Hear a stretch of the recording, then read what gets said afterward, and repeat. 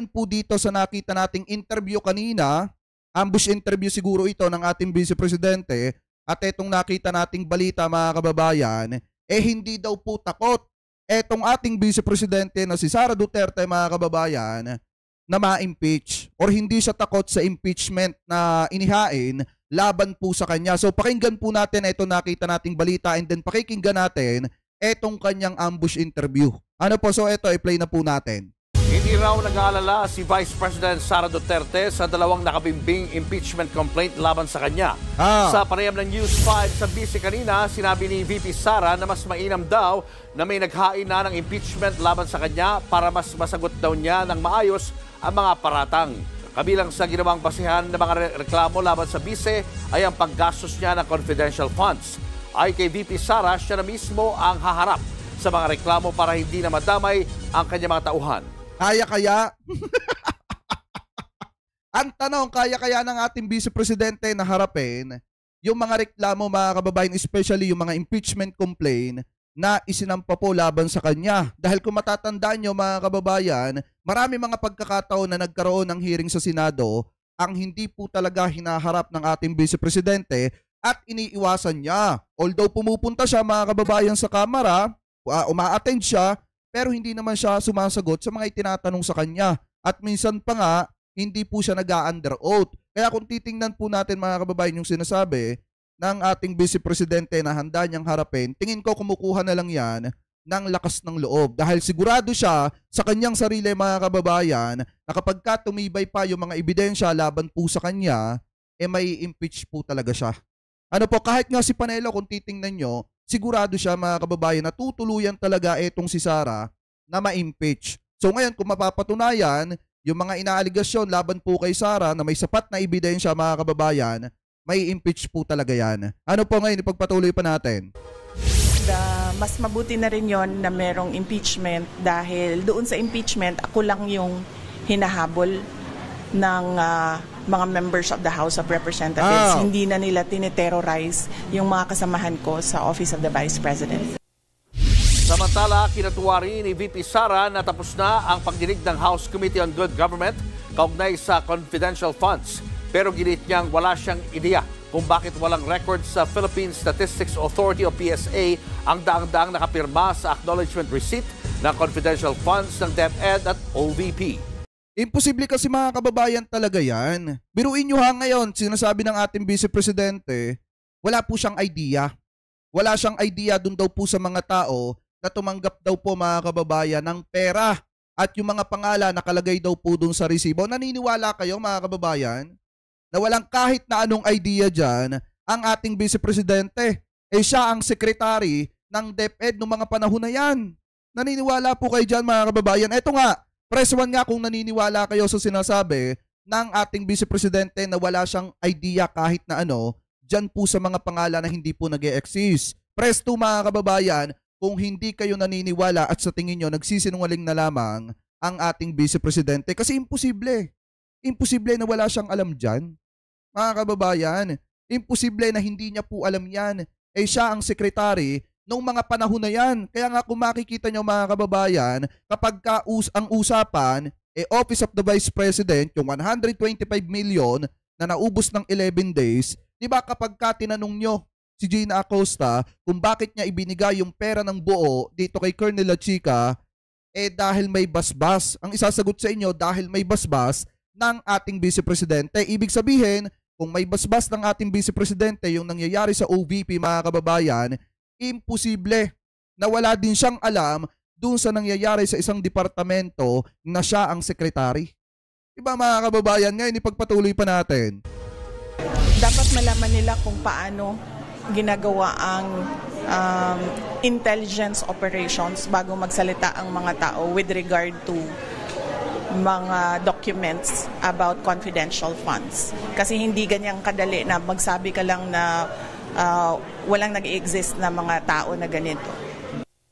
Di magpakita nga kayo ng proof na talagang yung mga taong tumanggap may mga pangalan. Kasi baka nga mamaya mga kababayan, eto napag-usapan na naman natin kagabi, uulitin ko lang ngayon, kasi baka nga mamaya mga kababayan, tunay palang mga tao yon, gumamit lang ng code name mga kababayan para hindi nga naman sila makilala yung mga kumuha ng pera. Ngayon mga kababayan, ang tanong dyan, may pruweba ba sila na yung mga tao na naando doon sa mga resibo, mga totoo talaga at gumamit lang ng code name? Mga kababayan, dapat meron silang logbook dyan na kung saan naando doon yung tunay na pagkakakilanlan o tunay na record ng mga tao na gumamit ng pangalang Mary Grace Piatos, Pocoy Villamin, at Fernando Tempura, mga kababayan, at nung iba pa na naando doon sa 405 na hindi nag-e-exist. Dapat meron silang logbook na naando doon yung mga legit na pangalan at pagkakakilanlan. Kasi unang-una, yung sinasabi nila dito na depensa, mahirap daw magsabi kasi hindi naman daw alam yung proseso ng paggamit ng intelligence funds, mga kababayan, dapat magpakita sila ng pruweba na totoong tao talaga yung tumanggap at hindi lang sa bulsa nila napunta yung pera ng mamamayan. Ano po ngayon, ipagpatuloy pa natin. Dead on the spot sa magkahiwalay na aksidente, ang isang babae. So wala na to mga kababayan, maliwanag na sinasabi ng ating Vice Presidente dito na mas maganda na nga daw. Napunta sa kanya mga kababayan yung usapin ng impeachment, may nag-file na mga kababayan dahil hindi na daw po hahabulin yung mga kasama niya. At siya na lamang daw po mga kababayan ang bahalang humarap mag-isa kapag po umusad na etong impeachment complaint laban po sa kanya. So panoorin natin ang buo mga kababayan, etong nakita nating ambush interview niya kanina para maintindihan po natin yung mga itinatanong sa kanya and then yung mga sagot niya. Ano po, i-play na po natin. And even si Yusek Lopez expressed noon na she's scared. O nga pala, kinikredit natin to sa GMA News ha. Kanila po yan, hindi pa yan natin. Gagawan lamang po natin ng reaction video. Sana wag tayo maka-copyright. For her life. So, it will be a relief for the employees of the Office of the Vice President. And, well, so far, dahan-dahan naman na bumabalik yung mga tao sa trabaho. Except for Yusek Lopez, kasi meron siyang parang 3 weeks na sinabi ng doktor na kailangan niya, meron ata siyang PTSD, post-traumatic stress na... Hanggang ngayon may stress pa rin si Atty. Lopez. Hindi naman noon mga kababayan, ang tindi ng trauma niya, ilang araw na, ilang linggo na yung lumipas mga kababayan. Hanggang ngayon yan pa rin yung dahilan ninyo, Vice President. Di ba kung tutusin mga kababayan, yung sinasabi niya na okay daw at natapos na mga kababayan kasi makakabalik na yung mga tauhan niya sa opisina mga kababayan at makakapagtrabaho na ng ayos. Alam niyo kung tutuusin, nakukulangan ng mamamayan sa mga nangyayari. Bakit mga kababayan? Kasi ang dami pa dapat nating malalaman about sa paggasta ng kanyang opisina ng pera ng mamamayan. Kaso nga lang ang problema mga kababayan, napatigil na nga yung investigasyon at itutuloy na lamang po sa susunod na taon. Pero kung tatanungin natin ang taong bayan mga kababayan, talagang gustong-gusto nila na makita na magsasalita etong si Colonel La Chica at etong si Nolasco. Kasi sila yung isa sa mga susi mga kababayan para malaman natin kung saan talaga napunta ang pera ng taong bayan. Ngayon, ipagpatuloy pa natin. Disorder. So, hanggang ngayon, hindi siya makakabalik ng trabaho. But even then, nag-file na siya ng indefinite leave sa Office of the Vice President. But I'm sure it will be a relief to them because every week sila noon nag-express sa akin na ganito yung buhay namin, bakit ganito yung ginagawa sa amin, bakit ganito yung pakiramdam namin para kaming mga fugitives, para kaming mga convicts.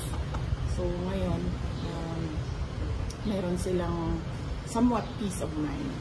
Ma'am, si Ma'am Gina Acosta, kamusta na po? Makakabalik na po ba siya sa trabaho? Si Ma'am Gina Acosta, nakatira siya sa kanyang kaibigan. Ayaw niyang umuwi sa kanyang inuupahan na condominium unit kasi meron din siya pang takot na baka bigla siyang hablutin o hilain sa gabi, mga ganun na mga fears. Alam niyo mga kababayan, eto sa totoo lang, kanina, di ba bago matapos yung hearing, doon po sa Kamara, about po dito sa maanumalyang paggasta ng pera ng mamamayan ng opisina ni Sara at ng Departamento ng DepEd noong mga panahon na hinahawakan po niya, di ba nagsalita etong si Congressman Franz Castro.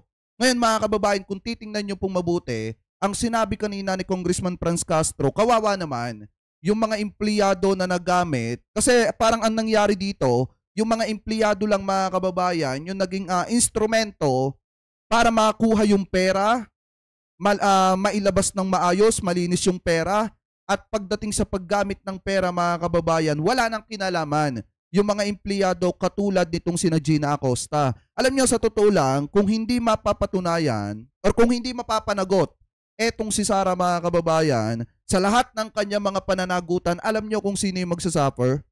Kapag ka nagdire-diretso, mga kababayan, yung pag-iimbestiga dyan sa manumalyang paggasta ng pera ng mamamayan, isa si Gina Acosta mga kababayan at saka si Paharda na magsasuffer po dyan.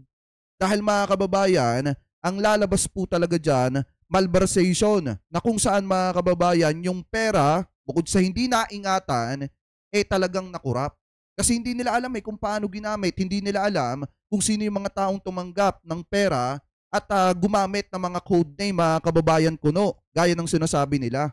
Kaya nga ang pinakamaiipit dyan mga kababayan, si Gina Acosta at saka po yung si Paharda. Kung hindi mapapanagutan ni Sara, etong kanya mga pananagutan. Kahit sino talaga mga kababayan, matatakot lalo na at kung alam mo sa sarili mo na nagamit ka sa paglustay ng pera ng taong bayan. Ano po ngayon, ipagpatuloy pa natin. But nakita na kami sa office and then sabi niya kung pwede daw na dahan-dahan siyang bumalik kasi gusto niya daw makita ng mga kasamahan niya sa Office of the Vice President na okay lang siya. Okay. Ma'am, may dalawang impeachment cases na ipinasa sa Congress, ma'am, against you po. What's your comment, ma'am? Yes. Well, I welcome that finally na-file na yung impeachment case na sinasabi nilang i-file nila since last year pa. So, okay din yung impeachment case dahil ako lang yung ang tinitira doon. Ako lang ang iniimbestigahan nun. Ako lang ang inaatake ng impeachment case. Hindi nakasali yung mga kasamahan ko sa Office of the Vice President and yung mga dati kong kasama sa Department of Education. Kaya sabi dito, walang code name. Sinadya yung pikein yung resibo pero pinapalabas nila may code name daw mga kababayan. Ngayon, ang hamon ng dating COA executive mga kababayan, maglabas sila ng proof na talagang yon ay mga code name at may mga tao talaga na tunay na nagtago sa mga pangalan ng Mary Grace Piatos. Ano po, dahil kung titingnan natin mga kababayan, dapat may mga logbook yung mga yan na kung saan nakalagay doon, naka-indicate doon, nakalag doon ng mga pangalan ng mga tao na gumamit ng mga code name. Kung talagang meron. Kaso kung wala mga kababayan, maniwala man kayo or hindi, isang araw, 2 araw lang ginawa yung resibo na yan. Yang 600 mahigit na resibo na ipinapakita nila, isinusumitin nila mga kababayan sa COA, yan ay masasabi natin na 2 araw lang or 1 araw lang, di umano na ginawa nung isang tao di umano na inutusan nila. Mga kababayan, dahil unang-una, saan ka ba naman nagkatala magkaiba ang pangalan pero iisa yung perma? At yung iba naman, iisa yung pangalan pero magkakaiba naman ang perma mga kababayan. Kaya kung titingnan po talaga natin, makikita nyo na halos isang tao lang yung gumawa niyan. Ano po ngayon, ipagpatuloy pa natin? So, at least kung meron tayong impeachment case, masagot na ang final kung ano yung mga inaakusa sa akin. Ma'am, yung subpoena ng NBI, pupunta po ba kayo on December 11, ma'am, to attend nung papatawag na sa inyo, ma'am? Pagkakaintindi ko sa explanation ng mga abogado ko sa investigation ng NBI ay pwede namang hindi pumunta. Yun ang hindi pupunta. Explanation nila dahil pwede naman mag-submit na lang daw ng sulat or affidavit, depende sa akin, desisyon. Akala ko ba mga kababayan, etong si Vice President naghahanda para dun sa hearing ng Kamara mga kababayan. Di ba kanina kung makikita nyo naman, wala naman nagpuntang Sara Duterte. And then mga kababayan, dito naman sa NBI, maliwanag ang sinasabi dito ng ating Vice Presidente na ayon daw sa kanyang abogado, pwedeng hindi na lamang daw po siya pumunta at magpadala na lamang daw po ng sulat. Di ba kung matatandaan nyo, nung ipinapatawag etong si Sara sa Kamara, ano yung pinapupunta niya doon mga kababayan? Di ba puro mga sulat lang yung pina-attend niya doon sa Kamara, yung ipinapadala niya, doon sa Kamara. So ganun din mga kababayan yung gagawin niya dito po sa mga patawag sa kanya ng NBI. Puro sulat lang din mga kababayan yung ipapadala niya sa NBI at yan daw po ay ayon sa kanyang abogado. Ngayon ipagpatuloy pa natin. Or position paper. So, hindi din ako makapunta kasi unang-una na yan. Tapos pangalawa, meron kaming Thanksgiving na mga activities sa December 11. And pangatlo, after ng Thanksgiving. Sabi dito, shoot yan sa plunder. Hindi lang sa plunder mga kababayan. Pati sa falsification of documents. Pasok na pasok din sila. Yung activities namin ay pauwi din ako dito sa Davao City para maglibing ng uncle. Ma'am, may sinagawa ang VP Sara ride ng weekend, ma'am, in Davao and Cebu and other areas, ma'am, sa buong bansa. Ano yung sasabi na sa suporta ng mga tao sa inyo at sa OVP, ma'am? Oo, nagpapasalamat ako sa suporta, sa patuloy. Nagpapasalamat ako sa patuloy na suporta ng ating mga kababayan sa akin, sa mga kasamahan ko sa Office of the Vice President and sa opisina ng pangalawang Pangulo ng ating bansa. Malaki yung nagpapalakas ng loob namin at malaki yung tulong ng suporta nila sa nararamdaman namin na pagmamahal mula sa ating mga kababayan. At marami bang sumusuporta kay Sara? Marami pa ba, mga kababayan? Eto nga, press 1 nga kung sa tingin nyo marami pa rin na sumusuporta dito sa ating Vice Presidente. Press 2 mga kababayan kung wala na. Kasi ilang beses, kung makikita nyo, ilang beses nag-rally. Nagmimulmawer yung mga taga-suporta niya dun sa EDSA. Pero may nangyari ba? Ang pagkakaalam ko mga kababayan na natira na lamang dun sa kanilang mga parali, dun sa kanilang mga mimulmawer, dyan po sa EDSA, yung mga vlogger na lang. Iilan na mga vlogger na nag-aaksaya ng panahon na tinuubos yung kanilang oras sa pagtambay doon po sa may EDSA mga kababayan. At yung mga supporter, ang pagkakaalam ko wala na at nag-uwian na mga kababayan. Nalusaw nga Nalusaw yung mimulmawer nila. Buti pa nga mga kababayan, yung mga Marcos loyalists, kung makikita nyo, namula mga kababayan talaga yung EDSA nung nag-rally sila doon. Diba? Kaya nga kung titingnan natin mga kababayan, dito sa sinasabi nila na marami pa rin sumusuporta, wala na. Unti-unti nang nagigising ang mamamayang Pilipino. Unti-unti nang nagkakaroon ng idea ang taong bayan na mas papahalagahan po nila yung kanilang pangkinabukasan kaysa sumama sa mga walang kakwenta-kwentang rally para lamang ipagtanggol yung isang taong hindi maipaliwanag kung saan napunta ang pera at yaman ng mamamayan. Ngayon, ipagpatuloy pa natin. Humingi ako ng pasensya sa stress, lalo na sa mga senior citizens. Marami akong nakakasalamuha or na nakikita sa daan na nagsasabi sa akin na nasistress kami sa ginagawa sa iyo.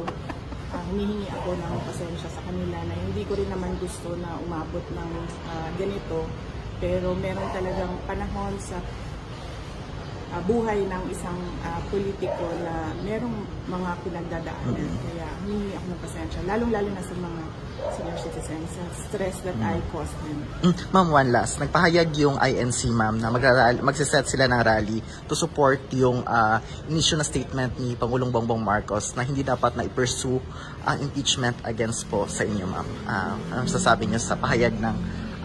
Pakinggan nyo to mga kababayan ha, kasi sampal to kay Sara. Kahit sabihin natin napabor kay Sara yung gagawing rally mga kababayan ng mga kapatid natin sa Iglesia ni Cristo, sampal to ng malaki kay Sara. Alam niyo kung bakit? Kasi yung pagrarally, yung rally na gagawin ng INC mga kababayan is para suportahan yung sinabi ni PBBM na wag ipa-impeach etong si Sara, yung opinyon ng presidente na wag pagtuunan ng pansin itong si Sara kasi hindi naman po ito mahalaga, mga kababayan, at makakasagaba lamang po ito sa mas importante na usapin dito po sa ating bansa. So ngayon, pakinggan nyo kung ano yung isasagot ng ating Vice Presidente. INC, ma'am. Yes, oo. Naiintindihan ko yon na gusto ng INC ng kapayapaan sa ating bansa dahil alam nila kapag merong kapayapaan, susunod din yung kaunlaran ng ating bansa. Kaya naiintindihan ko yung pagsuporta nila sa opisina ng ating Pangulo sa opisina ng Office of the Vice President kasi yun din naman ang gusto ng lahat ng mga kababayan natin na meron. So hindi mo ngayon masabi na sa'yo bilang presidente, bilang vice-presidente. Diba hindi niya masabi mga kababayan na pagsuporta ng INC sa kanya bilang vice-presidente kung hindi ang sinasabi na lamang niya opisina ng vice-presidente mga kababayan. Kasi nga, unang-una alam ni Sara Duterte na isa siya sa nagdudulot ng kaguluhan dito po sa ating bansa.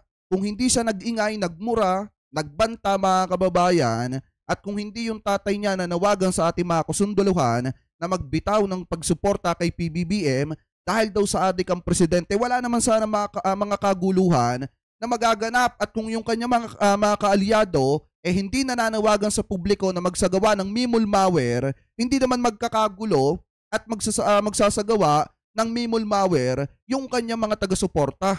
Di kung titingnan talaga natin mga kababayan, sila yung isa sa nagpapagulo dito po sa ating bansa. Kung sana sinusuportahan lang nila ang ating gobyerno mga kababayan, tinutulungan niya ang ating presidente para matugunan, masolusyonan yung mga importanteng usapin dito sa ating bansa, wala sanang gulo.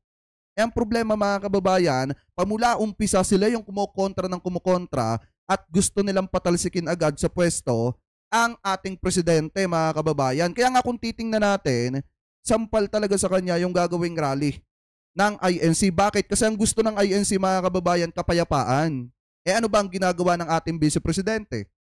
Diba mga kababayan, kahit pasabihin natin na pabor kay Sara Duterte kasi nga ang isinusulong, wag ma-impeach ang ating vice-presidente, sampal pa rin sa kanya yung salitang kapayapaan dahil nga isa siya sa nagpapagulo. Mga kababayan, ano po ngayon, ipagpatuloy pa natin. Ng kapayapaan at merong tuloy-tuloy na kaunlaran sa ating bansa.